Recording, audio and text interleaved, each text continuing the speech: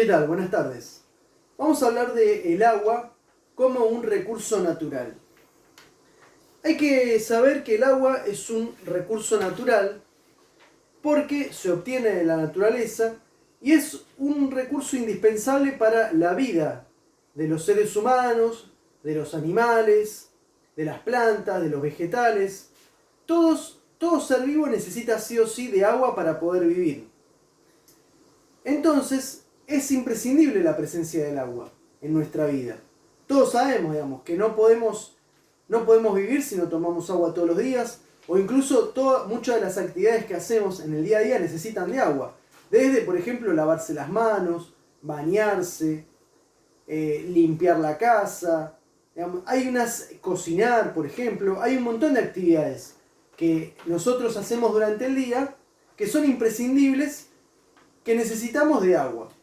Entonces hay que tener en cuenta que el agua es un recurso natural muy importante, muy valioso, y que es importante decirlo, no es un recurso ilimitado.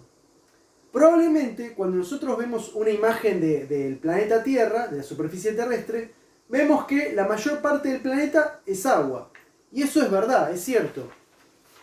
Prácticamente las 3/4 partes de lo que es el planeta, es decir, el 75% de la superficie terrestre, está compuesta por agua. Entonces uno diría, es un montón, o sea, más de la mitad del mundo es agua. Bueno, es cierto eso.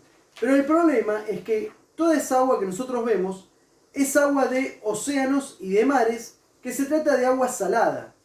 Y el agua salada no es útil, no es apta para el consumo humano. Nosotros, si alguna vez alguien fue al mar, probó un poquito de agua del mar y la escupió seguramente rápidamente, porque no se puede ni tomar esa agua, no sirve. No sirve como una bebida para nosotros. Incluso tampoco no nos sirve para hacer actividades como cocinar. Es por eso que, en realidad, toda esa agua que vemos es agua de mares y océanos, que es agua salada, con un alto contenido de sales. Apenas el 2,5 o mejor dicho, un poco menos del 3% de toda el agua que hay a nivel mundial se trata de agua dulce.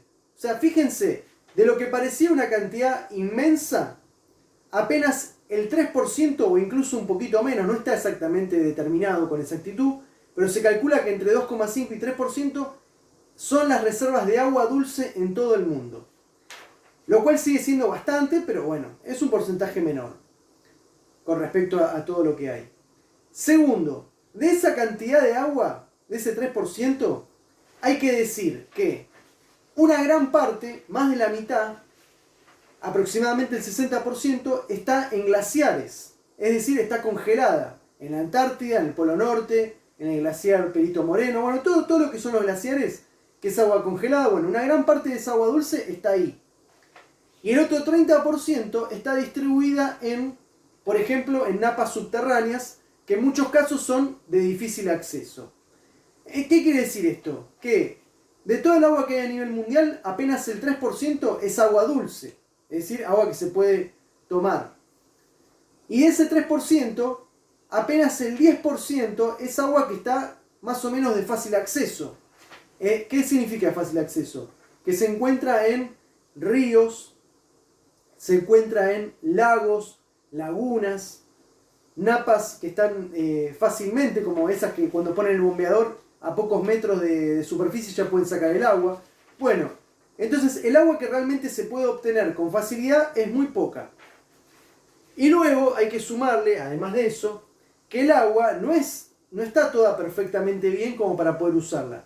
Un importante porcentaje de esa agua que nosotros podemos obtener con cierta facilidad está contaminada con diferentes tipos de residuos. Entonces, en algunos casos, o en la mayoría, mejor dicho, es necesario someterla a un proceso de potabilización para poder tomarla. Y aún así, cada vez es más complicado. ¿Por qué es más complicado? Porque, mira, si nosotros miramos el río de la Plata, que está acá frente a la ciudad de Buenos Aires, que es un caudal de agua enorme, o el río Paraná, o el riachuelo, son todas reservas de agua dulce que se podría obtener agua para tomar. Pero ¿qué pasa? Como cada vez está más contaminado el río, cada vez hay más desechos que tiran por la actividad industrial, por la basura, por todo lo que sea, lleva a que esas aguas cada vez están más contaminadas, cada vez tienen más contaminantes encima. Lo que resulta en que la empresa potabilizadora, que en este caso es la empresa AISA, cada vez tenga que trabajar más y sea más difícil la potabilización del agua. Es por eso que es importante tener en cuenta ciertos detalles con respecto al agua. Bueno, hoy les voy a contar algo. En el año 2010, la Organización Mundial de la Salud decretó que el acceso al agua es un derecho humano. Por lo tanto, a partir de ahí, bueno, en realidad ya se venía tomando conciencia de antes, de que el agua es un recurso indispensable para la vida. Y que hay algunos problemas con respecto al agua.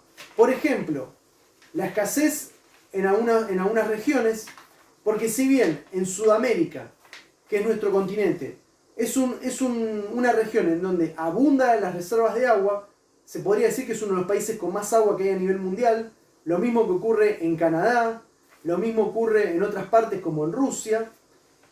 Hay otras partes a nivel mundial donde escasea el agua, a tal punto de que es muy difícil el acceso al agua. Incluso en algunas regiones de la República Argentina, el agua está en algunos lugares es muy difícil el acceso al agua. La gente tiene que movilizarse kilómetros o tiene que esperar un determinado día para que llegue un camión con agua. Y esto es en gran parte porque hay una deficiencia, no sé si a propósito o por falta de inversión, en una correcta distribución del agua. ¿Qué significa distribución? En, digamos, las cañerías, las tuberías necesarias para que llegue el acceso a cada lugar donde se necesita. Bueno, esto es un problema grave que hay también con el agua. Entonces, ¿qué pasa con el agua? El agua que nosotros vamos a consumir no puede ser agua salada, tiene que ser agua dulce, primero y principal.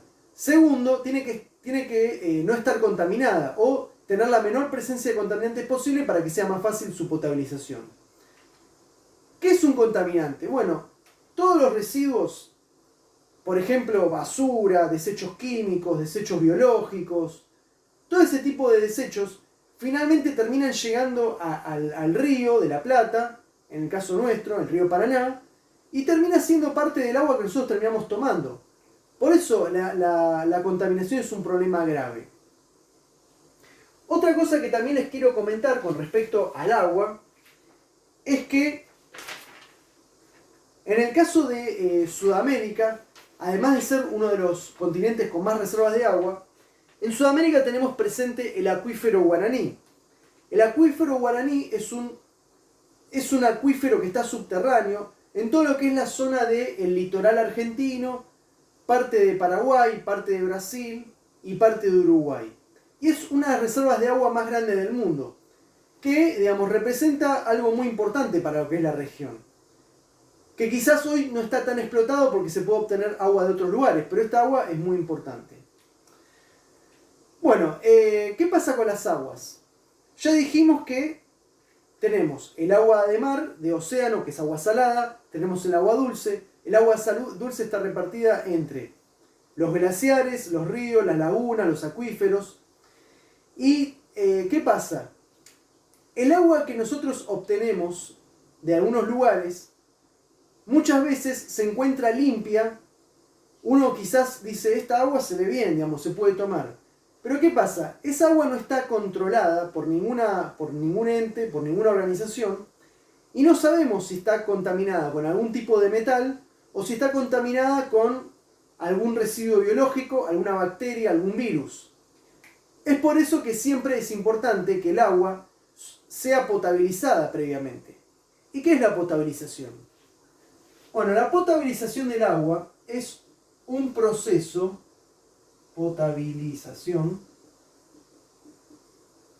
es un proceso que se hace en todos los países del mundo, en el cual, a partir de reservas de agua dulce, se trata el agua para asegurarnos que a la sociedad le llegue un agua perfectamente limpia, incolora, es decir, transparente, inodora, sin olor, libre de restos físicos, libre de cualquier agente extraño ajeno al agua y libre de cualquier tipo de virus o bacteria que podría afectar a la salud de la población. Entonces, el agua potable nos garantiza a nosotros un agua limpia, que se puede tomar, apetecible podría decirse, y segura sobre todo. Dado que en muchos países, en muchas regiones, el agua termina siendo un transmisor de enfermedades y termina siendo el vector que termina propagando estas enfermedades entre la población. Como puede ser, por ejemplo, bacterias, como puede ser el cólera, que en muchos países se propaga por el agua, por el hecho de un agua que no está potabilizada. Bueno, entonces, hablando de potabilización, el proceso de potabilización del agua se da en varias etapas. La primera etapa es la obtención a partir de una reserva natural. Por ejemplo, en algunos lados hay perforaciones y las sacan bajo tierra. En otros lugares hay las tomas están en los ríos, como sucede en Buenos Aires, que están en el río de la Plata. En otros lados se saca de una laguna o de un lago. Bueno, entonces la primera etapa en la potabilización del agua es la obtención, donde está la toma de agua que se obtiene de una reserva natural de agua. Generalmente la empresa que potabiliza hace controles en ese lugar, porque siempre se busca obtener el agua lo mejor posible ya de entrada, no obtener un agua contaminada con muchos problemas.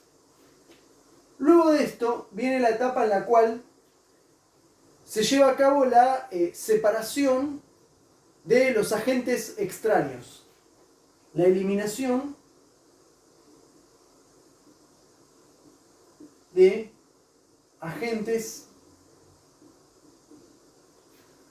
y cuerpos extraños. Y esto generalmente se logra con filtración.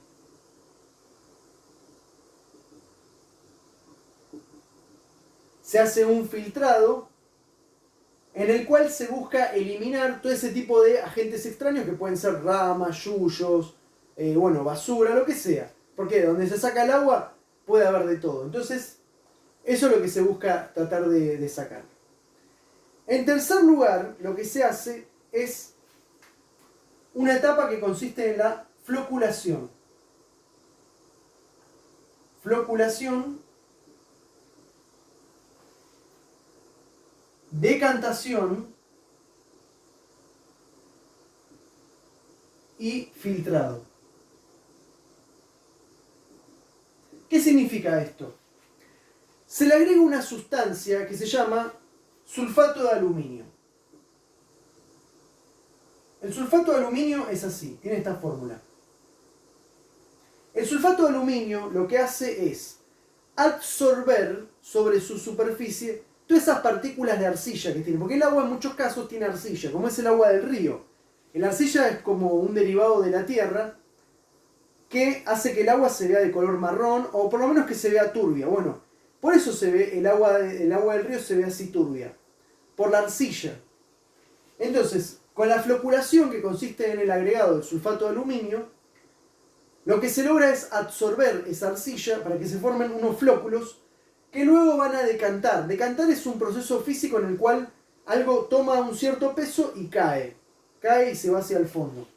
Entonces, agregando sulfato de aluminio, se logra la floculación, esto se hace decantar, es decir, se deja caer, y finalmente se hace un filtrado. Así se logra obtener un agua limpia, es decir, incolora. Recordemos, en primera etapa se obtiene el agua. En la segunda etapa se eliminan agentes extraños, cuerpos ajenos al agua. En la tercera etapa, por floculación, decantación y filtrado, se logra eliminar lo que es la arcilla. Y se obtiene así un agua limpia, podría decirse. Pero el agua limpia no significa que ya se puede tomar, porque puede contener, por ejemplo, algún tipo de bacteria. Entonces viene lo que se llama la desinfección del agua, que es la cuarta etapa. La desinfección se hace sobre el agua que ya está limpia, pero que no sabemos a ciencia cierta si no está libre de algún tipo de bacterias o de algo que no se pueda ver, pero que pueda ser dañino o peligroso para la población.